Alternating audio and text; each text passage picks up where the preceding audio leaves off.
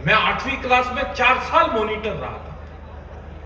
सही बता रहा हूं मैं अपने कार्यकाल को मैडम आगे बढ़ाना चाहता था, मेरे प्रधान अध्यापिका, तो मैं उनके ऊपर दया करके सम्मान अपने घर पे आया था। मेरे को मेरी परीक्षाएं आज दिन तक याद है जो मैंने उस टाइम दी थी। मेरे अंग्रेजी के अध्यापक ने कहा, बोले 8 साल से अंग्रेजी पढ़ रहा है, कुछ आता जाता है कि नहीं? मैंने कहा बिल्कुल आता, आप टेस्ट ले लो, अभी पता चल जाएगा। सीडीओ साहब मेरे अंग्रेजी के अध्यापक ने कहा, बोले जो दूर आदमी सामने खड़ा उसको अंग्रेजी में पास बुलाओ। अपन ने जोर से बोल दिया, कम हियर, वो आदमी पास में आ गया। अब मेरे अंग्रेजी के अध्यापक ने कहा, बोले इसको वापिस भेजो अंग्रेजी में। वापिस भेजने की अंग्रेजी अपने को आई नहीं, पर मैंने वहां कॉन्फिडेंस से काम, मैं खुद उधर वहां सामने चला गया, वहां जाके बोल दिया कम हियर। ये होता है कॉन्फिडेंस। ये अगर आदमी का अच्छा होता है तो आदमी कुछ भी कर सकता है नहीं? सही बता रहा हूं। वो संस्कृत के अध्यापक आ गए, बोले श्लोक का हिंदी में अनुवाद करो। मैंने कहा बिल्कुल कर दूंगा। वो श्लोक आप सब लोगों ने सुना है, सर्वे भवन्तु सुखिनः, सर्वे सन्तु निरामया, सर्वे भद्राणि पश्यन्तु मा कश्चित् दुर्भाग् भवेत्। मुझे कहा इस श्लोक का हिंदी में अनुवाद करो। मैंने कहा अभी इस श्लोक का हिंदी में अनुवाद करता हूं। मैंने कहा सर इसमें मेन शब्द क्या है? सर्वे भवन्तु सुखिनः। मैंने कहा सर इसमें मेन शब्द क्या है? सर्वे। सर्वे यानी सर्वे। मैंने लिखा कि जब सर्वे किया गया तो पता चला भवन्तु ऋषि के आश्रम में कोई सुखी नहीं था। सर्वे संतु निरामया। मैंने कहा कि सर ये सर्वे संतु और निरामया ने मिलकर किया था। सर्वे भद्राणि पश्यन्तु। मैंने कहा कि सर सर्वे तो भद्राणि और पश्यन्तु का भी हुआ था। मां कश्चित् दुर्भाग् भवेत्, पर उनकी मां क्या करती जब उनके भाग्य में सुख नहीं था? वो बोले दूसरे का बताओ। मैंने कहा पूछो। बोले तम सोर मां ज्योतिर्गमय, तुम सो जाओ मां, मैं ज्योति के घर जा रहा है नहीं? सही बता रहा हूं। पुलिस के जवान भी हंस रहे हैं, तो इससे एक बात साबित हो रही है कि ढंग से करे तो गेंडे को भी गुदगुदी होती है। हालांकि वो दरोगा जी बैठे हुए हैं, मैं इधर की पुलिस के बारे में बिल्कुल नहीं कह रहा हूं। है नहीं, निकलना भी है, कल सुबह पता चले पुलिस थाने में ही प्रोग्राम हो जाए। पुलिस का बहुत सम्मान करता हूं, और पुलिस का सम्मान करते हुए आज मेरे को 5 साल पूरे हो चुके हैं। 2020 से मैंने पुलिस का सम्मान करना शुरू किया था। सीडीओ साहब एक बार मैं चला गया था 2020 में, आप लोग जानते हो लॉकडाउन का समय था। मैं चला गया बाहर और पुलिस के जवान मुझे मिल गए, और उसके बाद पूछिए मत, 8 से 10 वैक्सीन साथ में लगाई। अच्छा एक बात और बता रहा हूं, डॉक्टर तो पूछ भी रहे थे बेचारे कि पहली वाली किधर लगी है, इन्होंने वो भी नहीं पूछा। तब से ही मैं इनका सम्मान करना चाहता हूं, और मैं करता भी हूं। अच्छा एक बात और कर, मैं इधर की पुलिस के बारे में दरोगा जी बिल्कुल नहीं कह रहा हूं। सब लोग बैठे हुए, देखिए यहाँ की पुलिस बहुत अच्छी है।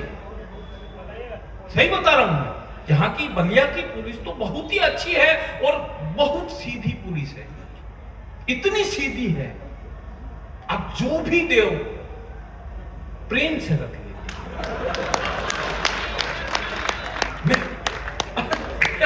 एक बार और अमेरिका में प्रतियोगिता का आयोजन किया गया, उसमें 3 देशों की पुलिस ने हिस्सा लिया। अमेरिका की पुलिस थी, जापान की पुलिस थी, और भारत की पुलिस थी।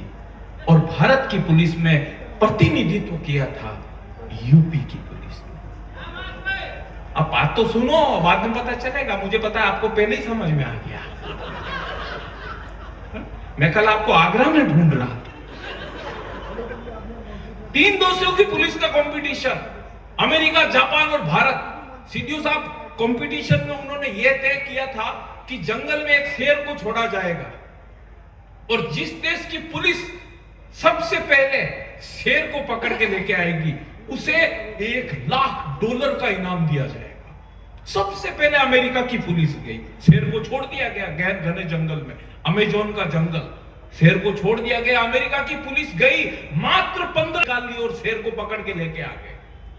उसके बाद में जापान की पुलिस गई। जापान की पुलिस आप लोग जानते हैं बहुत तेज है, टेक्नोलॉजी वाला देश है जापान। जापान की पुलिस गई और मात्र 18 मिनट में इंटरनेट से लोकेशन शेयर की, निकाल ली और पकड़ के लेके आ गए। उसके बाद में अपने इंडिया की पुलिस गई, 2 दिन तक नहीं आई। और इंडिया की पुलिस को ढूंढने के लिए जापान और अमेरिका की पुलिस गई, उसे भी पूरे के पूरे 4 दिन लगे। पर जब उन्होंने ढूंढा तो वो नजारा हैरान कर देने वाला था। इंडिया की पुलिस के दरोगा ने एक भैंस के बछड़े के कान पकड़ रखे थे और पीछे से 2 जवान उस बछड़े को डंडे से पीट रहे थे और साथ में बोल रहे थे, कबूल कर तू ही शेर, कबूल कर तू ही शेर। ताली ढंग से बोल रहा है, ऐसे काम नहीं चल रहे। मैं तो खून फांसी की सजा सुनाने से पहले जज ने अपराधी से कहा, तुम्हारी अंतिम इच्छा बताओ। तो उस अपराधी ने कहा, सर इच्छा और कुछ नहीं है, बस मेरी जगह आप लटक जाओ। आदमी का कॉन्फिडेंस ढंग का होना चाहिए।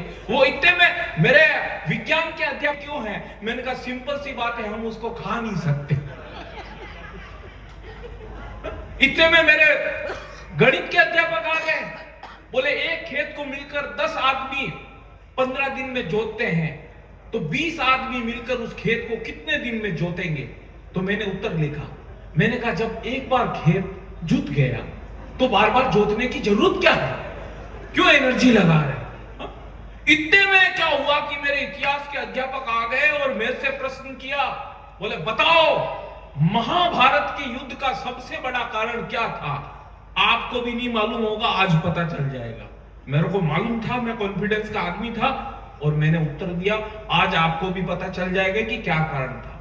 मेरे इतिहास के अध्यापक ने कहा, बोले बताओ महाभारत के युद्ध का सबसे बड़ा कारण क्या था? तो मैंने कहा कि सर महाभारत के युद्ध का सबसे बड़ा कारण यह था कि उस टाइम पुलिस का ना होना। अगर उस टाइम पुलिस होती, दोनों को थाने में बुलाती, थोड़ा बहुत कोरमों से लेती, थोड़ा बहुत पानों से लेती और ले दे के पुलिस थाने में मामला सल्टा देती, युद्ध होता ही।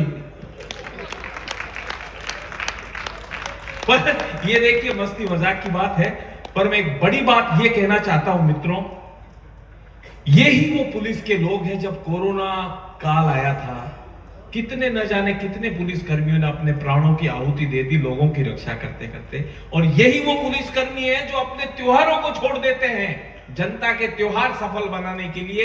और यही वो पुलिस कर्मी है जिनकी बदौलत ही इतने बड़े और भव्य महोत्सव सफल होते हैं। तो मैं ये चाहता हूं कि एक बार पुलिस के सम्मान में भी दोनों हाथ ऊपर उठा करके ताली बजाएं।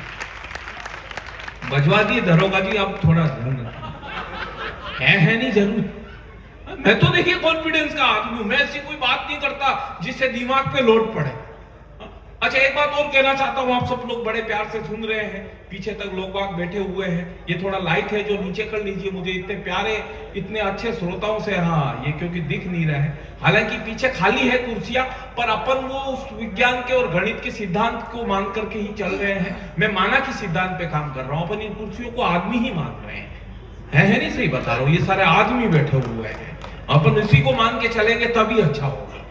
अभी पिछले दिनों की बात है, मेरे पास नौकरी नीति में परेशान हो गया, तो मैंने कहा किसी सर्विस का जुगाड़ करना जरूरी है। सीडीओ साहब से मेरे बहुत अच्छे संपर्क है, तो मैंने सीडीओ साहब को कहा, मैंने कहा सर किसी सर्विस का जुगाड़ करवाओ।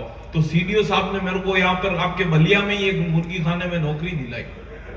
है नहीं, सही कह रहा हूं। अच्छा किस्मत मेरे इतने फूटे हुए, नौकरी ज्वाइन करते मुर्गियों ने अंडे देने बंद कर दिए। तो दूसरे दिन मैंने सारी मुर्गियों की क्लास ली और मैंने कहा अगर कल से सबने 2-2 अंडे नहीं दिए तो गोली से उड़ा दूंगा। दूसरे दिन देखा सबने 2-2 दिए, एक ने एक ही दिया।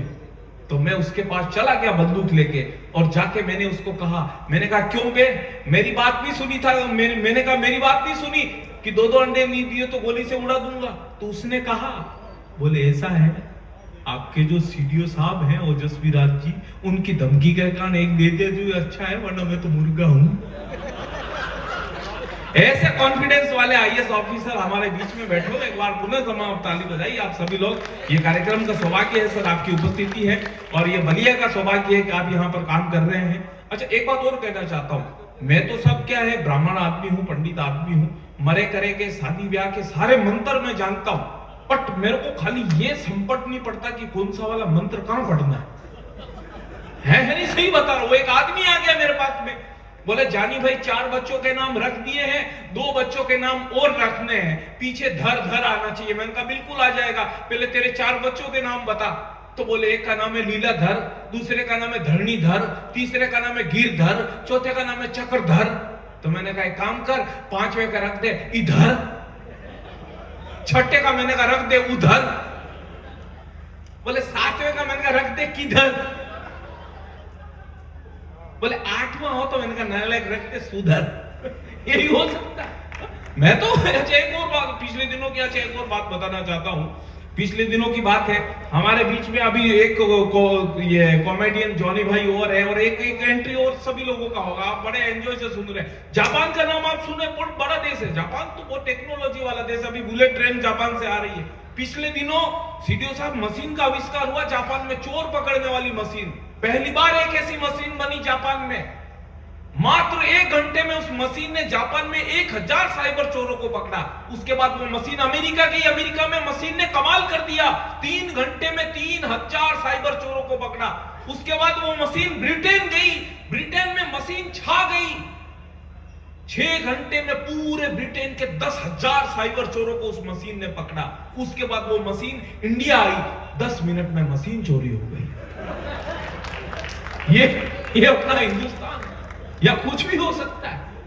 कान में से कर्ण पैदा हो गया, आज दिन तक किसी को नहीं पता चला। माताएं बहनें भी इस कार्यक्रम में बैठी हुई है, मैं प्रणाम करना चाहता हूं।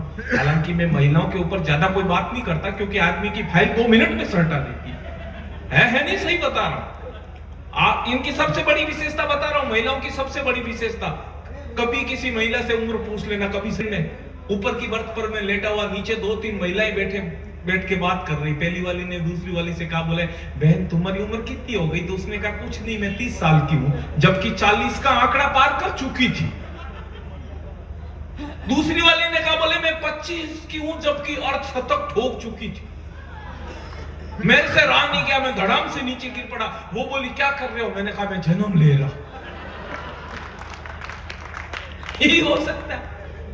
इनकी 4 विशेषताएं बता रहा हूं। झगड़ना, झगड़े में हार जाए तो रोना, रो के हार जाए तो सोना, और सो के हार जाए तो उठना, और पति से कहना मैं मायके चली जाऊंगी तुम देखते रहना।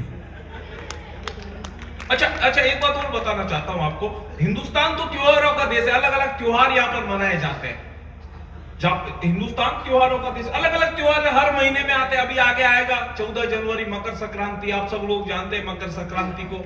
सब लोग आप देखे होंगे, छत पे लड़के लड़कियां खड़े हो जाते हैं और पतंगे उड़ाते हैं। और अच्छा, पतंगे उड़ाते हैं तो कहीं ना कहीं पेच लड़ी जाते हैं। और जस्ट 1 महीने बाद आता है वैलेंटाइन डे, यानी कुंवारे लोगों की एकादशी। उस दिन क्या करते हैं, सब लोग एक दूसरे को फूल देके प्रेम प्यार का इजहार करते हैं। मैं वहां मुंबई में रहता हूं, मीरा रोड, वहां पर गुलाब के फूल की रेट हो जाती है 300 रुपए वैलेंटाइन डे वाले दिन। पिछले साल की बात बता रहा हूं, मैं मार्केट में गया, 300 रुपए रेट चल रही। मैंने कहा इतना महंगा कौन खरीदे? अपन ने अपनी चेसिस के अनुसार एक 5 रुपए में प्लास्टिक का ही खरीद लिया और निकल पड़ा। मैंने कहा टिकाएंगे। घूमते घूमते 4 बज गई, कोई दिखाई नहीं दिया। तो 4:30 बजे रेलवे स्टेशन के सामने एक हिंजड़ा खड़ा था, मैंने उसको ही टिकाया। मैंने कहा ले हैप्पी वैलेंटाइन डे। उसने फूल चारों तरफ से देखा और बोला ये तो प्लास्टिक का नकली है। मैंने कहा मजबूरी में दिया, रख ले, वरना तू कौन सा असली है। ये भी हो जाता है। बहुत अच्छा आप सुन रहे हैं, और हमारे बीच में और भी कलाकार हैं, और एंट्री और होगा। पर जाते जाते मित्रों देखिए, एक बात और कहना चाहता हूं, प्रशासन का बड़ा कार्यक्रम है और